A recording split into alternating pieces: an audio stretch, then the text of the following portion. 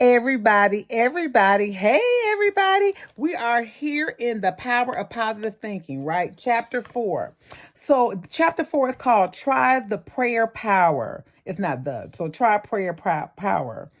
You guys, this chapter was really good. And I like that this is a leadership book, so you wouldn't expect something about prayer in this book. But here we go. God is just leading the way, right? So he talked about prayer being, he said that if every problem can be solved and solved right if you pray. And he says people are doing more praying today than ever before. So this book was written in the 1952 is when this book was copyrighted. So he was saying even then people are praying more than ever before. He said prayer helps them to helps people to tap into the forces and utilize strength that are not otherwise available. Prayer is a manifestation of energy. Just as it exists scientifically, it releases atomic energy. So there's a scientific procedure for releasing spiritual energy through the mechanism of prayer. I never thought of prayer to be a release of spiritual energy. That it was really, really enlightening.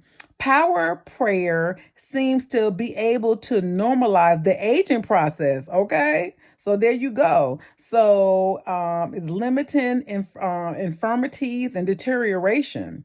Prayer can freshen you up every evening and send you out renewed each morning. Come on, somebody. If you receive guidance, it's a problem. If you receive guidance in problems, if prayer is allowed to permeate your subconscious, it seats of the forces which determines whether you can take right and wrong actions. Prayer has the power to keep your reactions correct and sound. Prayer driven deeply into your subconscious can remake you. It can release and keep power flowing freely. I really enjoyed this conversation with my book club about prayer and how we utilize it. And what I like that he said was that he says that when you're praying, you want you want to experiment with a fresh prayer formula. So you don't want the same old way to pray. So I was talking to my group and we were reflecting on Luke, I think it's Luke 12, off the prayer where Jesus teaches the disciples how to pray through our Father who art in heaven. So that's the foundation of praying. So if you don't know how to pray, Jesus taught the disciples how to pray through our Father who art in heaven, how be thy name, so you utilize that.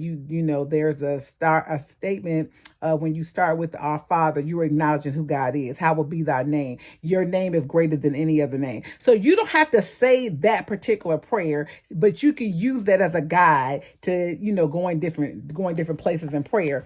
So if you've been following me for a while, you know that I've talked about Cindy Trim. That woman right there, oh baby, she will teach you how to pray. Google her, go on YouTube and type in prayers with Cindy Trim. Let me tell you, if you never thought of how to pray, if you need help on praying, she will.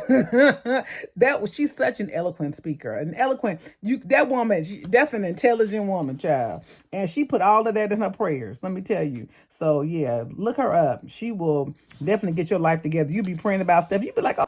So there was in the book there was a woman who was struggling with a relationship she was having with her husband. Her husband was cheating on her and she was trying to, and he said that he wanted to leave the marriage. So she asked him to give her 90 days before he made the decision to leave. And so she spoke to someone about it. He said, so you need to follow this formula of prayer lies, picturize, and actualize. So he said, you pray for your marriage. You pray that God, restores your marriage and you believe it. You have to have faith, right? Then you picture your husband being in the place that you feel most comfortable. Like when you see him there, that's where he is. He seems like that's his happy place, and see him there. So she picturized him being in the living room, sitting in his favorite chair. And then she actualized. So she believed by faith that this is where he was going to be. So, and she actualized it till it actually came to pass, right? And so what happened was, once she saw the chair, and all she did was focus on that chair. She didn't focus on him, coming home with flowers, or him coming and saying that he wanted to stay. She just focused on him being in that chair, because that's where he normally would be, in that chair. And eventually he started going back to the chair where he would normally go out. He decided to come home. And so she said he was sitting in the chair, and then, and it just more and more time in that chair. And then before long, he wasn't going out anymore. And she said that he had started going back to doing things that he would normally do. They start having conversations that they would normally have.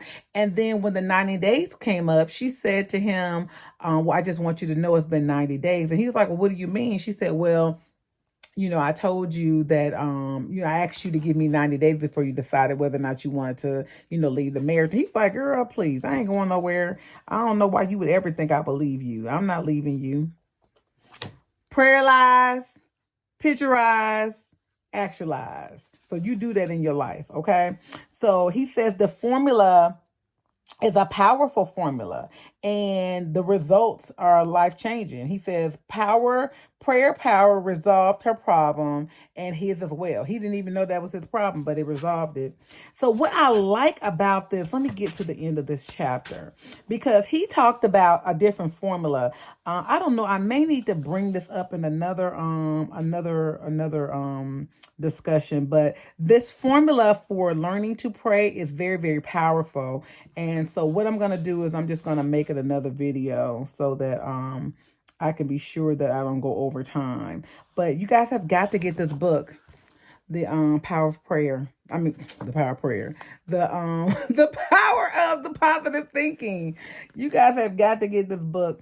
I like how he talked about different scenarios on how prayer can just really, set your day, set your mood. But I did say that already, so I guess I don't have to say it anymore. But the part about how he was saying that prayer normalizes the aging process.